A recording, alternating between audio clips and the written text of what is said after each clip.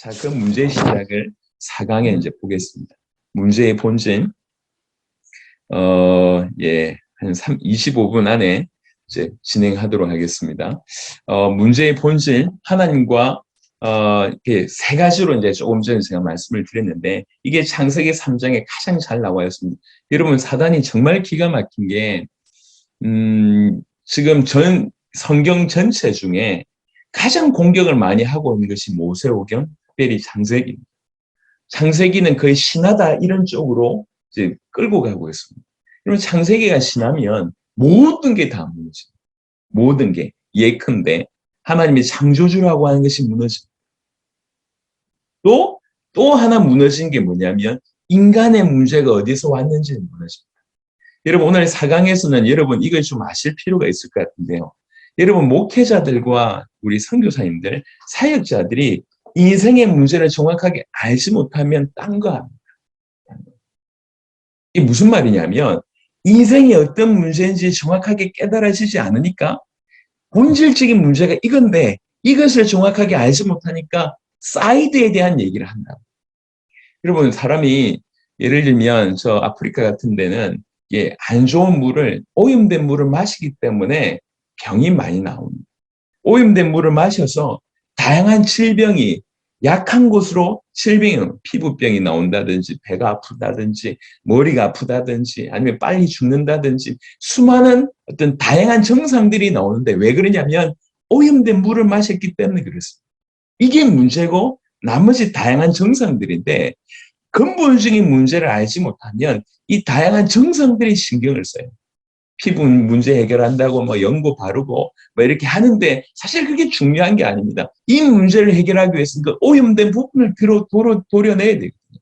마찬가지입니다. 수많은 교회에서 하는 것이 이제 비판할 의도가 전혀 없음을 먼저 말씀드립니다. 제가 지금 한국 교회와 전 세계 같이 세계복음을 해야 되기 때문에 비판할 의도가 없습니다. 하지만 안타까운 마음으로 얘기를 좀 하고 싶은 게 정말 전 세계에서 강단의 메시지가 강단에서 정말 인기 있는 메시지가 지금 어떤 메시지냐면 치유 메시지예요. 치유 메시지. 또 적지 않은 메시지가 어떤 메시지가 하고 있냐면 리더십 얘기를 합니다. 그리고 적지 않은 설교에 심리학이며 상담 이런 것들이 들어가 있습니다. 틀리다는 얘기가 아닙니다. 또 많은 사람들이 저 회에 가면 어떤 좀 신비한 부분들로 메시지를 끌고 갑니다. 예수님은 인기 있는 메시지가 아니에요. 이게 훨씬 인기가 있어요. 또 요즘에는 어떤 경제 문제까지 계속 인기가 있습니다. 필요합니다. 불쌍한 사람들 도와줘야 되고요. 어려운 사람들 다리 역할을 해줘야 됩니다.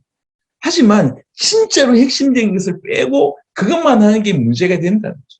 우리나라에서 밥 퍼주는 그 중요한 일을 하신 분들 얼마나 큰 수고를 하셨습니까? 이렇게 이렇게 후원을 받아가지고 고생하면서 노숙자들 밥을 퍼주고 국수를 삶아주고 얼마나 큰 일을 합니까? 중요한 건 뭐냐면 그것만 하고 있다는 게 만약 그렇다고 한다면 이건 좀 아쉽다는 거죠. 이건 밥 문제가 아니지 않습니까? 당연히 밥 줘야 됩니다. 국수 삶아줘야 되죠. 하지만 이 인생이 왜 그 자리에 와 있냐면 왜 노숙자의 삶을 살고 있냐면 이게 가장 핵심적인 부분들, 우리가 본질적인 부분들을 명확하게 정확하게 보지 않으면 우리는 일평생 사이드 얘기하다가 가장 중요한 것을 전하지 못하는 그런 인생이 될 수가 있습니다. 교회도 마찬가지입니다. 성도들의 문제, 불신자들의 문제가 명확한지 인생의 문제가 뭔지 정확하게 우리가 딱 정립이 돼 있으면 이 중심으로 사역을 또 메시지를 설교를 다양한 도움을 줄 수 있는데 우리가 이것이 중요하지 않으면 전부 다른 것들로 격가실들로 갑니다. 이 중요한 걸 가지고 다양한 형태로 적용하고 응용하는 것이 필요합니다.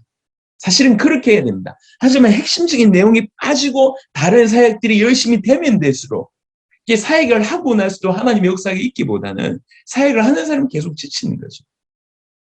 그래서 문제의 본질은 제가 볼 때 좀 외람된 말씀이지만 그의 계시적인 차원이 아닌가 생각합니다. 인간의 문제가 죄의 문제라고 진실로 보는 것. 아니 뭐 죄의 문제지. 성경에서 그렇게 얘기했지. 라고 하는 수준 가지고는요. 사실은 하는 모든 사역에 있어서 이게 근원이 되지 않습니다. 진실로 인생의 문제가 죄의 문제고 사단에게 잡혀있는 문제고 하나님을 떠나 있는 문제라고 보여지는 것. 이게 그야말로 은혜인 것 같습니다. 이 문제의 본질을 정확하게 풀어야지 시종일관 그 문제를 해결하기 위해서 오신 그리스도를 전할 수밖에 없습니다. 저는 지금까지 설교를 해오면서 제 모든 설교의 주제는 오직 어떻게 하든지 그리스도이신 예수님을 드러낸다. 그게 전부입니다. 예. 어떻게 하든지 그리스도이신 예수님을 드러내서 그 그리스도이신 예수님을 믿게 하는 것. 올바로 믿어야지 그 다음에 올바른 삶을 살 수 있으니까요.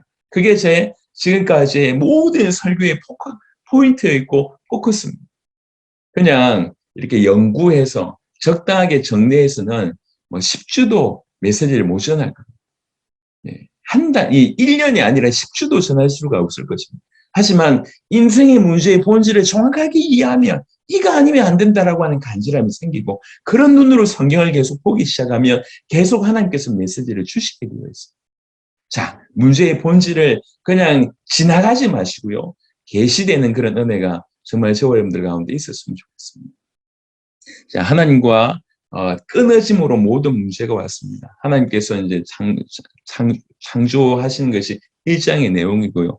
2장에 보니까 생명이 된지라고 얘기할 때 어제 말씀을 드렸지만 우리는 하나님과 함께해야 사는 존재입니다. 함께해야지 살아있는 영적인 존재가 되는 것입니다. 그게 하나님께서 우리를 그렇게 만드신 처음부터 그렇게 만드셨어요. 하나님이 우리를 그렇게 만드셨어요. 우리는 하나님과 함께하지 않으면 죽은 존재입니다. 하나님과 함께해야지 사는 존재입니다. 하나님과 연결되어 있어야지 사는 존재입니다. 어떤 분은 비유를 이렇게 얘기합니다. 여러분 앞만 발부둥 쳐도 물고기는 물 안에 있어야 돼요. 앞만 발부둥 쳐도 나무는 뿌리를 흙에 박고 있어야 됩니다. 왜 그러냐? 그렇게 만드셨어요. 만들기를 그렇게 만드셨어요. 요즘에는 차량들이 다양하게 나오는데 경유 넣어야지 가는 차, 휘발유 넣어야지 가는 차, 뭐 전기 공급해야지 가는 차, 막 그렇게 이 만든 자가 그렇게 만들었어요. 그 만든 필요에 따라서 경유 넣어야 될 차에 경유 넣어야지 가는 거지. 몸에 좋다고 오렌지 주스 넣었다가는 큰일 납니다. 안 그렇습니까? 만든 목적에 맞게끔, 하나님이 우리를 만드실 때 하나님과 연결돼야지, 하나님과 함께해야지 사는 존재로 만들었습니다. 그런데 하나님과 떨어졌다. 끝난 겁니다. 하나님과 떨어졌다. 그래서 고통과 죽음이 오는 것입니다. 여러분, 저도 이제 낚시를 좋아하는데요. 잘은 못하지만 낚시를 좋아합니다. 그 물고기 낚였을 때 그 느낌이 그래 좋더라고요. 그래. 그래서 이제 1년에 한 번이라도 배 타고 가고 싶은데 요즘 뭐 거의 못 가고 있습니다만 여러분 그 물고기 막 잡혔을 때에 이렇게 잡아가지고 이제 배에 올려놓으면 물고기 가만히 있습니까? 얌전하게? 아닙니다. 바닥바닥 끓이잖아요. 바닥바닥 끓일 때 우리는 뭐라고 생각합니까? 입맛을 다시죠. 싱싱하다. 이렇게 얘기합니다. 하지만 물고기 입장에서는 지금 싱싱한 게 아니고 죽어가고 있는 겁니다. 바닥바닥바닥. 그러니까 그 모습이 인생이란 말이에요. 그 모습이. 하나님을 떠난 인생의 모습이 바로 그렇습니다. 살려고 발부둥 치는데 그게 싱싱한 모습이 아니에요. 죽어가는 모습입니다. 하나님과의 단절은 우리에게 죽음의 결과를 낳게 되고 고통밖에 없습니다. 그래서 우리 인생에 있어서 가장 치명적인 문제는 하나님과 함께해야 될 우리가 하나님을 떠났다는 것입니다. 예.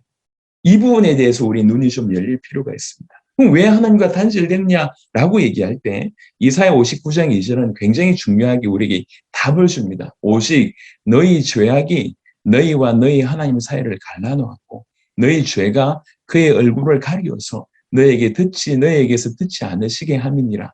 이 죄가 하나님과 우리 사이를 갈라놓을 수 있는 가장 유일한 것입니다. 그 죄 때문에 하나님과 우리가 갈라지게 되는 일이 벌어집니다. 하나님은 속성이 거룩하십니다. 그분은 거룩하시기 때문에 완벽하게 거룩하십니다. 그래서 죄인이 가까이 갈수록 그 죄인이 죽을 수밖에 없습니다. 어떤 분이 비유하기를 뭐 태양의 비유를 하시더라. 너무 밝아요. 너무 뜨겁습니다. 그래서 가까이 가면 갈수록 타서 없어질 수밖에 없습니다. 하나님의 속성이 거룩하십니다.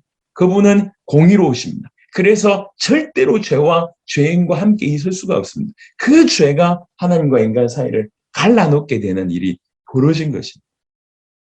이사야 59장 2절은 죄와 하나님과의 단절을 아주 설명하는 굉장히 중요한 어떤 그런 성경의 문구라고 개인적으로 생각을 합니다. 그래서 어떻게 하면 이제 그 죄에 대한 부분들을 어떻게 성경은 정의하고 있냐면 베드로전서 1장 16절에 기록되었을 때 내가 거룩하니 너희도 거룩할지어다. 우리 하나님은 거룩하십니다. 창세기 2장 16절 17절에 우리가 보는 이 언약을 허락하셨습니다. 이 약속에 창세기 3장 6절에 보니까 결국 불순종하는 일이 벌어진 겁니다. 순종하지 않는 거죠. 하나님이 언약을 허락하신 이유는 하나밖에 없습니다. 순종하라는 겁니다. 그 언약의 순종함은 다른 말로 약속에 순종한다는 얘기는 약속을 주신 하나님께 순종한다는 얘기고, 하나님께 순종한다는 얘기는 하나님을 인정했다는 얘기고, 다른 말로 하나님께 예배하는 부분이라 우리 이해할 수 있습니다. 근데 이 언약을 순종할 것을 얘기했는데 그 언약이 불순종합니다. 그게 창세기 3장 6절에 보여주고요. 이것을 로마서 5장 19절은 이렇게 해석합니다. 한 사람이 순종하지 아니함으로 많은 사람이 죄인이 된 것 같이, 한 사람이 순종하지 아니함으로, 저 불순종이 바로 죄라고 얘기합니다. 그래서 많은 사람이 죄인이 됐다고 얘기합니다. 로마서 5장 12절에 그러므로 한 사람으로 말미암아 죄가 세상에 들어오고 죄로 말미암아 사망이 들어왔나니, 죄의 결과가 사망임을 얘기하고 있습니다. 사망. 죄가 세상에 들어오고 죄로 말미암아 사망이 들어왔나니, 하나님과의 단절은 사망입니다. 하나님과의 끊어짐이 다른 말로 사망이라고 볼 수가 있습니다. 이와 같이 모든 사람이 죄를 지었으므로 사망이 모든 사람에게 이르렀는가. 이사야 59장 2절의 표현이 사실 이 부분이라고, 요 로마서 5장 12절과 표현과 다르지 않다고 볼 수가 있습니다. 고린도전서 15장 22절에 아담 안에서 모든 사람이 죽은 것 같이 그리스도 안에서 모든 사람이 삶을 얻으리라. 로마서 3장 23절에 모든 사람이 죄를 범하였음에 하나님의 영광에 이르지 못하더니. 자, 로마서 3장 23절, 로마서 5장 12절 어떻게 보면 같은 표현입니다. 모든 사람이 죄를 범하였음에 절대로 그 하나님의 영광에 이를 수 없는 자가 됐습니다. 예, 사망이 임했다고 볼 수가 있는 것이죠. 제가 지금 문제의 본질을 얘기하면서 정말 문제의 본질을 세 가지로 좀 정리하고 있는데, 하나님을 떠납니다. 하나님을 떠납니다. 왜 하나님을 떠났냐? 죄 때문이다라고 지금 얘기하고 있습니다. 그래서 여러분, 이 죄의 해결과 하나님과 다시 화목되는 부분들은 성경의 주요 주제입니다. 그래서 5대 제사 중에도 속죄제가 있고 화목제가 따로 있습니다. 그러니까 죄의 문제, 하나님과의 단절의 문제라고 하는 부분들을 우리가 아주 명확하게 볼 필요가 있습니다. 자, 그리고 나서 또 하나 우리가 놓치지 말아야 될 부분이 이제 사단에 관한 부분입니다. 여러분, 어떤 사람들은 모든 문제를 사단과 연결시키는 사람이 있고요. 또 어떤 사람들은 아예 사단의 문제를 우습게 생각하는 사람이 있습니다. 여러분, 성경대로 믿으셔야 되죠. 성경이 사단 얘기를 합니다. 그리고 사단은 우리 주님 오실 때 완전히 사로잡힌 게 되지 않습니까? 우리 주님 오시기까지 사단이 이 땅에 분명히 존재합니다. 또 어떤 사람들은 예수 믿는 사람들은 사단하고 상관없다고 얘기합니다. 그렇지 않습니다. 분명히 예수의 이름으로 우리가 사단에서 해방된 건 사실입니다. 하지만 그 순간 사단과 우리는 대적의 관계가 형성됩니다. 계속 끊임없이 사단은 우리를 공격합니다. 우리와 무관하지 않습니다. 생각해 보세요. 죄송합니다. 불신자들은 사단의 자녀입니다. 자기 편이에요. 하지만 구원받은 우리는 구원받은 순간부터 사단의 대적이 되는 겁니다. 누가 더 공격이 많겠냐는 말이에요. 구원받은 자에게 공격이 더 많을 수밖에 없습니다. 그래서 모든 문제를 사단으로 끌고 가는 것도 문제지만 이 사단에 대해서 전혀 아예 무관심한 것도 문제입니다. 그것 또한 사단의 기막힌 공격 중에 하나입니다. 사단의 가장 강력한 무기 중에 하나가 뭐냐면 자기를 속이지 않습니까? 자기를 숨기지 않습니까? 전혀 자기 모습을 드러내지 않지 않습니까? 그래서 우리가 가끔 놓치고 있지만 분명히 성경에 사단은 얘기하고 있습니다. 사단에 관해서. 요한일서 3장 8절에 보니까 죄를 짓는 자는 마귀에게 속하나니 마귀는 처음부터 범죄함이라 하나님의 아들이 나타나신 것은 마귀를 멸하려 하십니다. 제가 이제 이사야 59장 2절은 죄와 하나님과의 단절이라고 하는 것이, 하나님과의 떠남이라고 하는 것이 어떻게 연결되어 있는지 이사야 59장 2절로 밝혔고요. 요한일서 3장 8절은 그런 의미에서 또 중요한 것은 죄와 사단과의 관계를 밝힌 중요한 어떤 구절이라고 볼 수가 있습니다. 죄를 짓는 자는 마귀에게 속하나니. 왜 마귀에게 속합니까? 마귀가 처음부터 범죄한 자이기 때문에 그랬습니다. 그리고 이 마귀의 속임을 받아서 인간의 죄를 범합니다. 그래서 즉 죄라고 하는 것의 배경에는 항상 사단이 존재하고 있다고 하는 것을 우리가 이해할 수 있습니다. 예. 그래서 사실은 로마서 같은 데 보면 사도 바울이 쭉 표현할 때 죄의 부분을 처음부터 끝까지 풀어냅니다. 하지만 로마서 군데군데 보면 죄와 사망이 연결되어 있음을 보게 됩니다. 그리고 또 군데군데 보면 눈에 보이지 않지만 사단의 부분에 대한 언급이 있는 것을 우리가 알고 있습니다. 그러니까 표면적으로는 죄라고 하는 것이 드러나지만 죄의 결과로 하나님과 단절되었고 죄의 배경은 항상 사단이 존재하고 있음을 보게 됩니다. 그러니까 우리가 죄성을 가지고 있고 죄성 가진 우리에게 계속 불화살을 쏘는 일들이 일어나고 있습니다. 그래서 사단은 무관하지 않습니다. 또 모든 문제를 사단과 연결시키는 것 자체도 문제입니다. 하지만 성경 그대로 사단이 어떤 존재이며 지금 어떻게 공격하는지를 알고 있어야지 우리가 속지 않을 뿐만 아니라 전쟁에서 승리할 수 있습니다. 자, 사단에 관한 얘기를 몇 가지 크게 그룹으로 좀 이렇게 정리를 했는데요. 먼저는 사단이 얼마나 강한 자인가에 대한 얘기입니다. 이사야 14장 12절부터 15절 오니까 너 아침의 아들 계명성이여 어찌 그리 하늘에서 떨어졌으며 너 열국을 엎은 자여 어찌 그리 땅에 찍혔는고 네가 네 마음에 이르기를 내가 하늘에 올라 하나님의 뭇별 위에 내 자리를 높이리라 내가 북극 지폐의 산 위에 앉으리라 가장 높은 구름에 올라가 지극히 높은 이와 같아지리라 하는도다. 그러나 이젠 네가 수올 곧 구덩이 맨 밑에 떨어짐을 당하리로다. 요즘에는 신학적인 해석들이 워낙 다양하고 신학적인 의견들이 좀 많은 부분들이 진리인 것은 그렇게 여겨지는 것이라 약간 조금 혼란스러운 면이 없지 않아 있지만 우리가 익히 알기로 이제 이사야 14장 12절 15절에 그런 부분을 조금 언급하고 있기 때문에 말씀을 드렸는데 분명히 사단이 하나님을 대적한 것을 알 수 있습니다. 그리고 그만큼 사실은 강한 자라고 하는 것을 우리가 이면적으로 인정할 수 있습니다. 감히 내가 하나님과 비기리라 라고 할 정도까지였기 때문에 그러니까 이 존재가 얼마나 강한지는 사실 요거 하나만 보더라도 볼 수 있고요. 계시록 12장에 보시면 1절부터 이제 9절에 있는데 특별히 9절에 보니까 큰 용이 내쫓기니 옛뱀 곧 마귀라고도 하고 사탄이라고도 하며 온 천하를 꿰는 자라. 창세기 3장의 그 뱀으로 나타나는 그 옛뱀이 바로 사단임을 분명히 이렇게 얘기하고 있고요. 온 천하를 꿰는 자라라고 얘기합니다. 온 천하를 꿰일 정도로. 그리고 여기 보면 그의 사자들도 그와 함께 내쫓기니라고 되어 있습니다. 계시록 12장 1절부터 9절 중에 하늘별 3분의 1이라고 하는 표현이 있습니다. 이제 많은 부분에 이렇게 논란이 좀 있긴 하지만 이제 그 하늘별 3분의 1이라고 하는 것은 천사 3분의 1이라고 보는 견해가 많습니다. 이게 타락한 천사 이렇게 표현하지 않습니까? 그러니까 천사를 타락할 정도의 그런 강한 뭔가를 가지고 있는 것이 사단이다 이렇게 볼 수가 있습니다.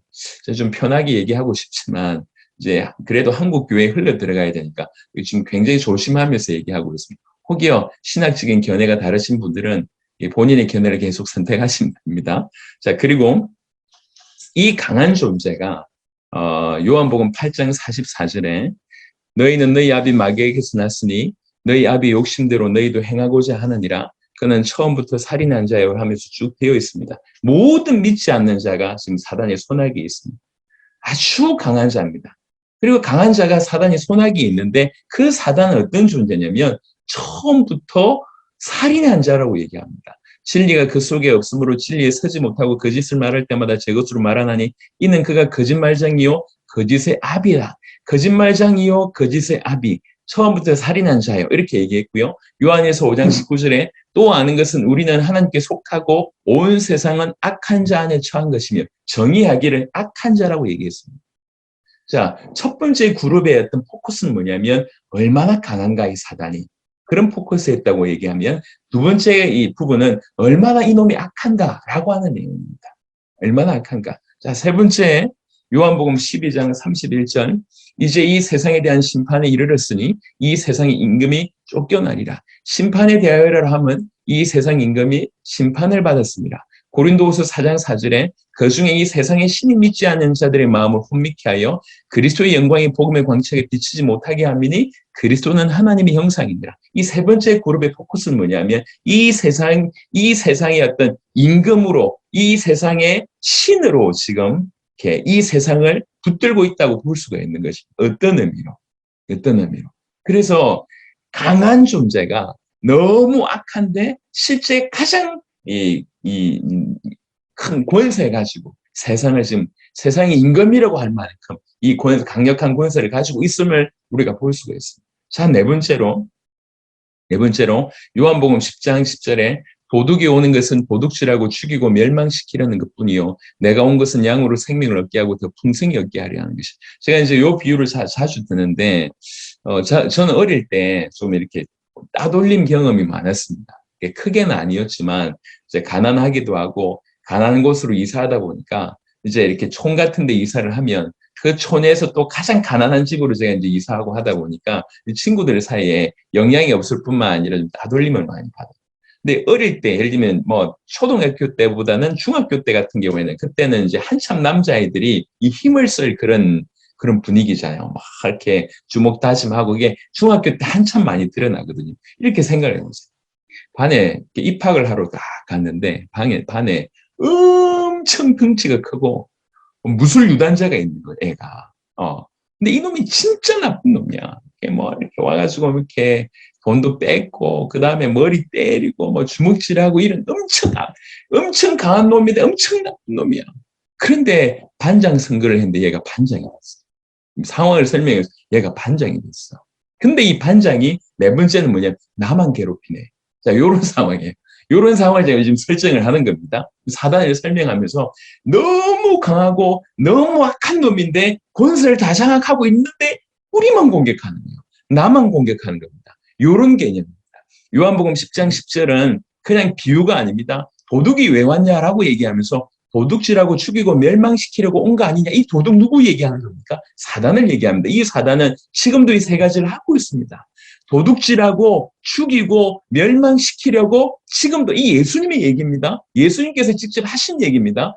지금도 우리에게 모든 선한 것, 모든 아름다운 것을 계속 도둑질하고 모든 선한 것, 모든 아름다운 것을 계속 죽이고 결국 우리를 멸망길로 인도하고 있는 것이 사단입니다. 예전이나 지금이나. 예. 이 사단이 이런 일을 하고 있다는 걸 아시면 좋겠고 에베소 6장에는 뭐라고 얘기하고 있냐면 11절에 마귀의 관계, 악한 속임수라고 얘기합니다. 끊임없는 마귀의 관계가 있다는 거예요. 그 마귀의 관계를 대적하기 위해서 하나님의 전신갑주를 입으라고 얘기합니다. 하나님의 전신갑주를 입어야 될 이유가 뭡니까? 마귀의 관계를 대적하기 위한 겁니다. 그 정도로 마귀가 엄청난 관계로 공격하고 있다. 우리가 생각하는 것보다 훨씬 더 많은 부분에 관계로 공격하고 있다는 것을 볼 수가 있습니다. 그러면서 13절에 보면 13절에 에베소 6장 13절에 그러므로 하나님의 전신갑주를 취하라. 이는 악한 날에 너희가 능히 대적하고 모든 일을 행한 위에 서기 위함이라. 12절에도 통치자들, 권세들, 이 어둠의 세상 주관자들, 하늘에 있는 악의 영들이라고 하는 표현을 통해서 어떻게 우리를 공격하고 있는지를 설명하고 있고요. 13절 같은 데는 특별히 모든 일을 행한 후에 서기 위함이라. 여러분 끝까지 우리가 인도를 받아야 되고 끝까지 우리가 무장해야 됩니다. 아니면 행한 후에 넘어집니다. 모든 큰 일을 행한 후에 넘어진 케이스들을 우리가 너무 많이 봅니다. 우리 한국 교회 같은 교회도 정말 대표적인 교회들이 많잖아요. 큰 교회들이 다 모든 교회 기감이 되었으면 너무 좋을 것 같은데 큰 교회가 되어서 오히려 사회적으로도 교회 안에서 말고 교회 밖에서까지 시탐받는 그런 경우들이 많습니다. 세습부터 시작해서 횡령부터 시작해서 또 여자 성도들과의 문제부터 시작해서 너무 큰 목회자가 크게 됐는데 그 이후로 쓸쓸한 마지막을 맞이하는 분들이 너무 많습니다. 여러분 큰 일이 중요한 게 아니라 모든 일을 행한 후에 서기 위함이라 끝까지 이제 공격한다고 하는 분들을 우리가 볼 수가 있습니다. 그 다음에 보여주세요. 고린도후서 11장에 보시면 이것은 이상한 일이 아니라고 얘기합니다. 사단도 자기를 광명의 천사로 가장합니다. 할 수 있는 모든 방법을 총동원해서. 그래서 여러분의 신앙생활과 사역을 가장 방해하는 사람이 누굽니까? 가장 최측근입니다. 가장 최측근의 사람을 이용해서 여러분들을 공격합니다. 베드로전서 5장 7절 8절에 보니까 너희 염려를 다 주께 맡기라. 이는 그가 너희를 돌보심이라. 근신하라 깨어라. 너희 대적마귀가 우는 사자같이 두루다니며 삼킬차를 찾나니 우는 사자처럼 공격하기도 합니다. 한편으로는 광명의 천사로, 한편으로 우는 사자로. 그 강한 존재가, 그 악한 존재가, 그 모든 엄청난 권세를 가지고 있는 존재가 끊임없이 우리를 도둑질하고 죽이고 멸망시키려고 공격하고 엄청난 관계를 쓰고, 예, 굴화살을 계속 쏘아대고, 그러고 나서 이제 조금이라도 틈이 있으면 공격하는데, 모든 일을, 큰 일을 했다고 했는데도 그때도 넘어지도록 공격하고, 한편으로는 광명의 천사로, 한편으로 우는 사자로 어찌하든지 우리를 공격하고 있는 것이 사단입니다. 이 사단을 우리가 외면하거나 이 사단이 공격을 알아차리지 못하면 우리 넘어집니다.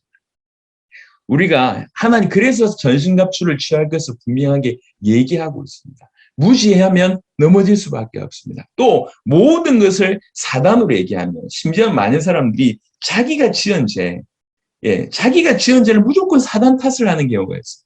사단이 나를 속여서 내를 쳐. 여러분, 우리는 사단 때문에 지옥 가는 게 아닙니다. 내가 지은 죄 때문에 지옥 가는 겁니다. 사단이 속인 것과 내가 지은 죄를 구별할 줄 알아야 됩니다. 사단을 대적하며 한편으로는 우리의 죄성을 그리스도 예수 이름으로, 하나님께서 주의 성령으로 말미암아 죄와 싸우는 일을 우리가 동시에 해야 됩니다. 내가 지은 죄를 계속 사단에게 핑계대면 되는 게 아니에요. 그러니까 이 명확한 부분들을 조금 알 필요가 있다는 것이죠. 하지만 분명한 것은 모든 것을 사단 탓으로 하는 것도 잘못이지만, 분명히 이렇게 공격하고 있는 사단을 우리가 무시하거나 인정하지 않거나 우리가 이렇게 외면해버린다고 하면 그 또한 성경적이 아니라고 하는 것을 우리가 정리할 필요가 있겠다 생각합니다. 그런데 고린도후서 4장 4절에 마지막으로 좀 드리고 싶은 말씀 중에 하나가, 그런데 따로 크게 이 그룹 하면서 5번을 제가 따로 얘기한 것은, 이 사단은 지혜롭습니다. 어떤 것을 타켓으로 공격해야 되는지를 정확하게 알고 있습니다. 여러분, 지금 북한이 전쟁할 때 우리나라에 아무데나 미사일이나 이런 걸 쏘지 않습니다. 어디를 공격해야 될지 정확하게 알고 있답니다. 발전소부터 시작해서 방송국부터 시작해서 전쟁 나자마자 거기부터 타격을 가한다고 합니다.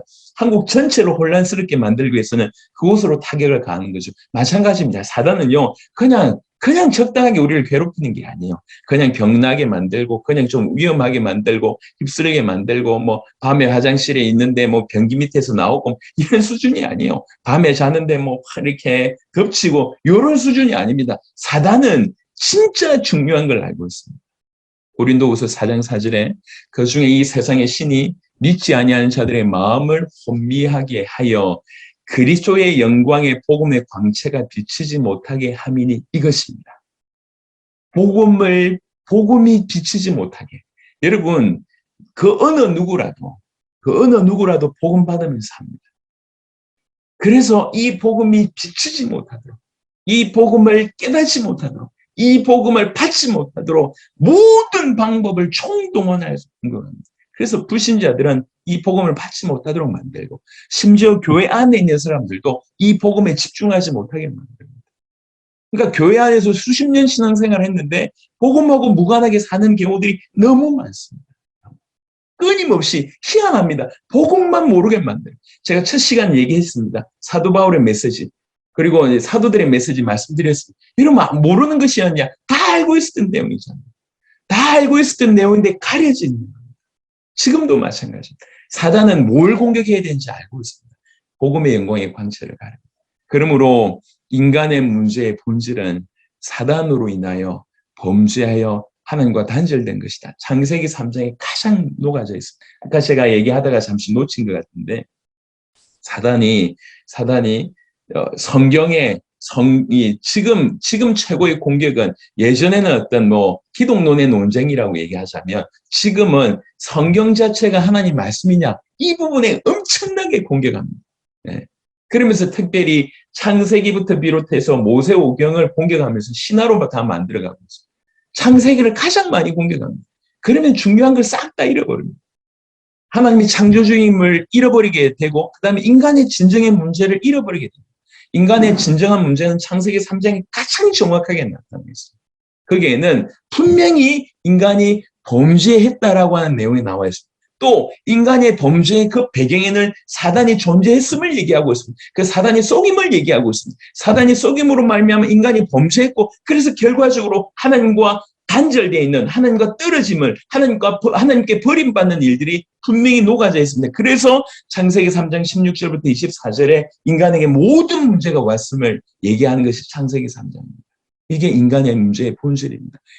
제가 전 세계 어디 가든지 말씀드리는데 이 본질의 문제가 우리에게 우리 가슴에 눈이 열리고 우리 가슴에 계시될 때 우리는 일평생 복음 얘기할 수밖에 없고 복음을 외칠 수밖에 없습니다. 왜 예수를 얘기해야 되냐? 우리 인간의 문제의 본질이 이러하기 때문에 예수님 아니고는 그리스도이신 예수님 아니고는 도무지 여기에서 건진받을 수 없고 지속적으로 이겨낼 수 없기 때문에 그러합니다. 그래서 이제 문제의 시작과 문제의 본질에 대한 얘기를 나눴습니다. 하나님 감사합니다. 짧은 시간이지만 계속적으로 우리 은혜를 베풀어 주시옵소서. 감사를 드리고 우리 주 예수 그리스도 이름으로 기도드렸습니다. 아멘.